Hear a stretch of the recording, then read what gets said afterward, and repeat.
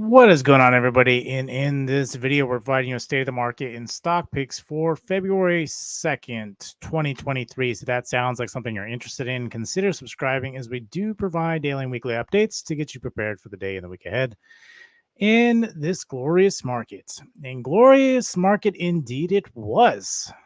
What a day. If you cannot notice, uh, apparently life is good. There is nothing going on. But today was a very pivotal day. But before we get into Powell, let's discuss Meta. As Meta shares had soared 20% in fourth quarter, beats revenue. Estimated in rather fourth quarter earnings report. See, the company provided forecast of first quarter, suggesting that revenue could rise from a year earlier should results come in at the top of the range. Stock soars, extended earnings 1.76 per share, revenue 32.17 billion versus 31.53 billion expected, according to Refinity, something like that. We'll go with that. But nonetheless, let's see, daily active users 2 billion versus 1.99 billion expected. Monthly active users is 2.96 billion versus 2.98.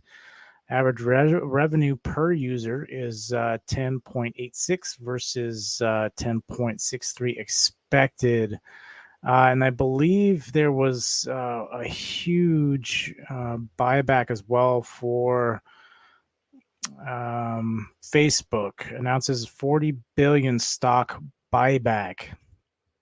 So, with that being said, it's obviously caused Meta to explode and caused Apple, or not Apple, but Google.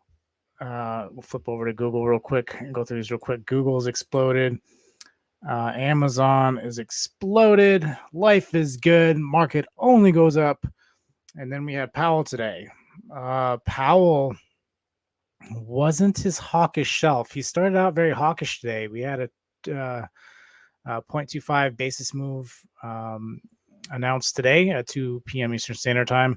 A lot of the verbiage, this is something that is very interesting, is people are rereading these reports and looking at verbiage.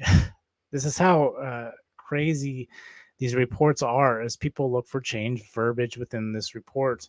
And if a word is things are coming out of reports, people are trying to really determine what is the Fed thinking. But ultimately, the Fed, they're pretty transparent. They typically go with what the Fed futures say, and then they go from that point. So it was really just keen on what Powell was going to say. He came out, started off hawkish, like I said, but then he got very dovish in a lot of senses.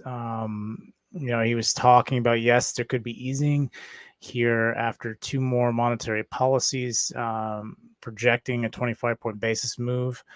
So one in March, one in May, I believe, is the last one. I don't believe we have anything in April. And then at that point, that would be the pivot that people are looking for. And then people were suggesting, well, when are there going to be rate cuts? And he was like, unless the economy is really feeling the pain, which should forewarn you, I'm not cutting rates. And we had jobless claims today, and we got 1 million more than expected, which the jobs, I don't know how this jobs report is done, where all these jobs are coming from, because there is massive layoffs left and right. So you may be losing these high-end jobs. Maybe they're just continuing to put out some minimum wage jobs, right? Like, and with wage growth, people want wage growth. So it kind of goes against what Powell's doing. But, there has to be a lot more pain for Powell to stop, is what we got out of what Powell was saying. He did use verbiage that was new and essentially suggesting that, he has seen disinflation occurring, which is great. But again, it's at some point it's going to get sticky, and it's going to be hard for it to keep coming down. They're still aiming for 2%. It needs to come down. They want it to come down. So they'll go to 25-point basis moves, and then they'll see what happens from that point. Is it going to be enough? And he left it in there that he will adjust it if it need be. He can't just stop laying off rates if inflation isn't down to 2%. And so the question, there's a lot of concern too about inflation potentially going back up. There's talks about China reopening could cause inflation. Gas is slowly start creeping up. Food is slowly creeping up even further. There's still a lot of other potential inflation risk that we have where we could start pushing back up. And like I said, if that does happen, that resets the clock. Again, my concern is this bigger catalyst that's brewing, and you're getting a lot of data that's saying, oh, well, the market can continue taking these increased interest rates. Not like people are living off of credit cards that are living paycheck to paycheck, and that amount is growing more and more.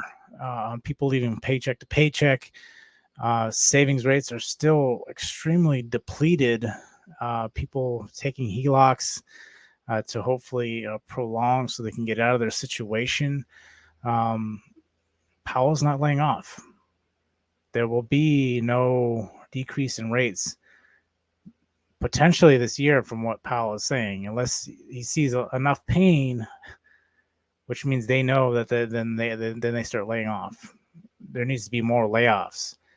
We're sitting at 3.5 for unemployment, and he's saying more like 4.5.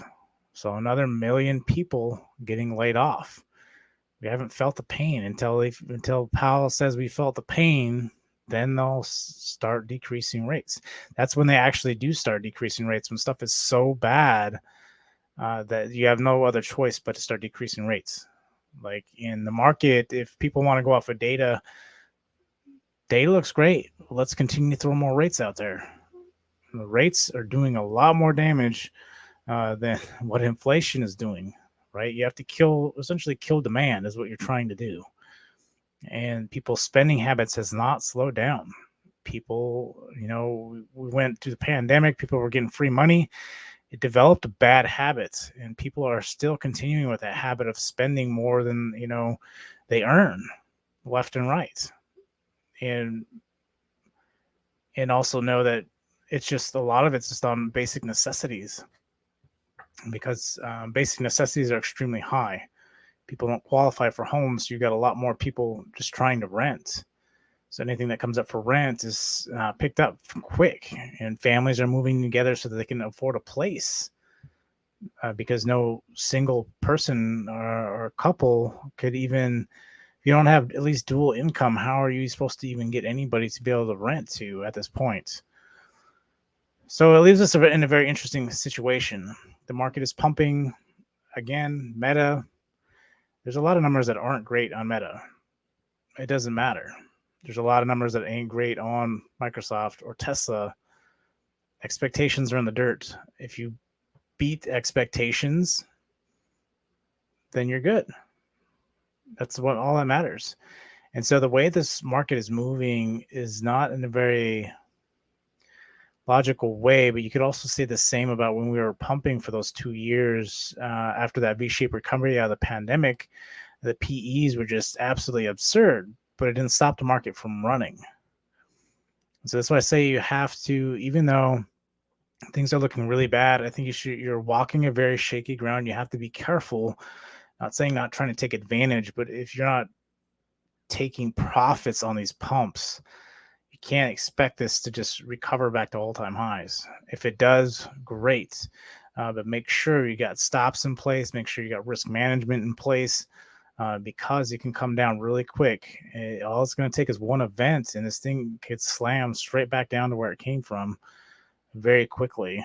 And again, in the fact that Powell was talking about, he started bringing up soft landings again. He was very dovish and cool-headed, which wasn't the typical Powell, and was kind of concerning, because you're feeding that message into society. And if something does come back, he keeps reiterating, well, then we'll just take action. But people are not getting it. He will take action. And so he forewarns people that, okay, I do agree things are getting better off of the data, whatever data he's looking at. But overall, we know what is really going on. You're not blinded. It's every day they're laying off more people. DraftKings laying off 3% of their workforce today. A lot of these big corporations laying off left and right, left and right, left and right. To get 1 million, there's going to be a lot of, and like Powell said, you're going to see a lot of pain. There's gunshots everywhere, forewarning you about what's going on.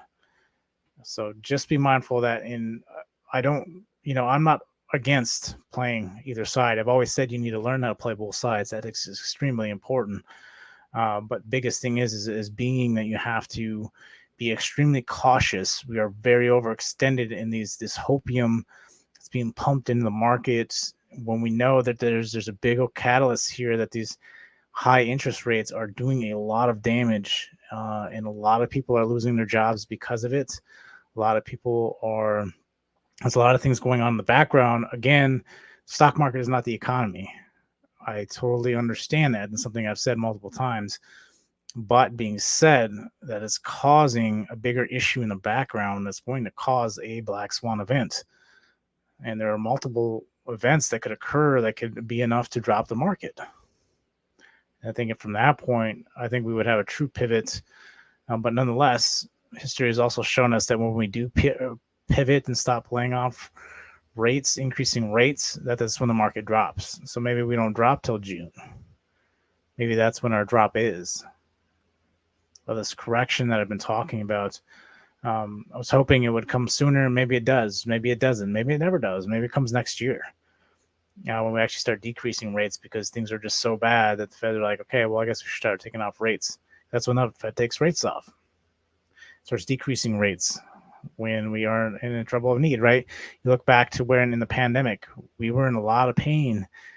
Rates went down to the lowest rates they've been, I think, historically, being that low. Well, I don't think we'll ever see that again. Maybe we can come down, but I don't think we'll ever see that again. Fed is, again, looking for 2% inflation. They're still aiming for 2%. And they're hopeful that they could get to 2%, but at some point it's going to get sticky, and it's not going to be as easy to just keep coming down these 0.5% drops on every core inflation report. Now they are changing the reports. Right? Why would you be changing reports on inflation? So one, either there's a bigger, we do obviously have more inflation that's being reported, period. This is why you get manipulated data into believing that things are okay, because you have to control the masses, or there's panic. And if there's panic, there's no control, there's no logic. And so people just get out of control. But instead of doing that, we'll just kick the can down the road in hopes that we could potentially get a soft landing. But who knows? Who knows? We wait and we see. We play what's in front of us. So we had this huge spike here. SPX, again, it tried to break out and wicked back down. Something I said we could potentially get to 4,200, potentially even 4,300. There's some good news. The dovishness from Powell has helped, but we have big earnings tomorrow. We have Apple, we have Google, we have Amazon. They report tomorrow. Obviously, the market is in this hopium state. Hopefully, we can continue to go. If not, could be heavily corrected tomorrow. Forward guidance from one of those three, especially Apple. Now, Apple's been locked down for Q4, a good portion of them. So it'll be interesting to watch what with them. But again, some big earnings that I think we could potentially follow into next week. Then from that point, again, you have to be very careful because you're in February now. So there is going to be a correction, a natural correction at that point. Again, is it just going to be natural correction, or are we going to just start chopping again? Something I always said, after earnings cycle, you got to wait about 4 weeks, and then the stock typically sells off for about 4 weeks, and then it kind of consolidates, and then it starts pushing into the next earnings. So that's what we're looking for. But again, around this time, you get a bigger correction. So we'll see what happens there. But nonetheless, we got a clearer picture of what is going to happen. We got potentially two 25-point basis moves left. We got some really shitty earnings, and we see people are continuing to be laid off. We're seeing the effects of high interest rates is what we're seeing. Again, the housing industry, nothing's going to change there. Housing industry is more affected by these rates than anything else. Powell even talked about how there's a delayed reaction with these rates, and those rates, the rates that we've seen so far, haven't really caught up yet. But the housing industry does feel that a lot quicker in that aspect. So they're going to continue to be nailed with these couple more 25-point basis moves, and overall potentially finishing at the 5% to 5.25%. So we see. Nonetheless, SPX tomorrow, if we can hold, whoops, let me go back to the daily here. If we can hold above this tomorrow, the 41.34, again, aiming for that 4,200 tomorrow. That's really where we want to be. Again, overnight digestion, the market might think, oh, well, we didn't really like how Powell said that. Maybe we correct. I don't know. We wait and we see how overnight digestion is, and then we'll take it from there. Again, this market is very volatile. Something could come up. Who knows? But nonetheless, 4,200 is my next mark on the market. Potentially, as long as this good news continues. Again, we still have really big earnings. I think after the big earnings, market's not going to care about the rest of the earnings. It's going to make its decision and move from that point, whether we just keep running up. This hopium spike that things are getting better, getting towards a pivot. Again, very parabolic. You just want to be very careful, is all I got to say. The dollar started breaking out today right before Powell, and then it sold right back off. Something I've said multiple times is this pattern never plays out. A pair doesn't play out on the dollar either. You try to get a breakout and it falls right back in. Although the SPX is in a big wedge as well. It just got a breakout. It hasn't failed and fallen back in yet. But again, we got time. We'll wait and we'll see.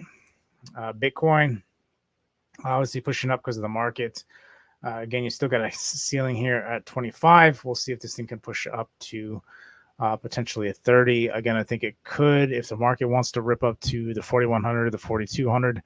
I think the 30K mark could be a strong possibility. You're still sitting in the zone right now, so it doesn't need to break out of the zone, but we'll wait and we'll see. Coming in tomorrow, we need that digestion of what just happened with Powell today, and then see what comes of the earnings, and then that will give us a better idea of what we could potentially be seeing from that point. So Tesla, you want this thing open above the 185 tomorrow if it can. You do got a little bit of a ceiling here at the 200. You do have the 200 EMA daily, which we haven't touched in a very long time, sitting roughly around the 220. We'll see where this ends up. This could be a good play tomorrow if the market wants to continue to push. Tesla also got some big news about BlackRock. I think owns like 5% of all Tesla shares. So this could potentially help push this thing up. So be one to watch closely tomorrow if the market wants to start ripping. Apple, again, may just hover around here until earnings to see what it does. I think, again, there's a lot of concern about the way what's been going on with China. So that might actually sit pretty flat tomorrow. Again, if the market wants to rip, by all means, Apple will rip with everything else as well. So we'll see there. BA, again, attempted to try to break out of the 220 and wick straight back down.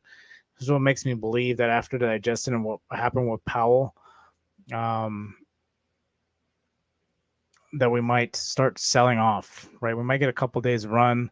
I really want to see how the price action is tomorrow, right? And this is why I think price action is the most telling between earnings and price action. You're going to know what the real story is.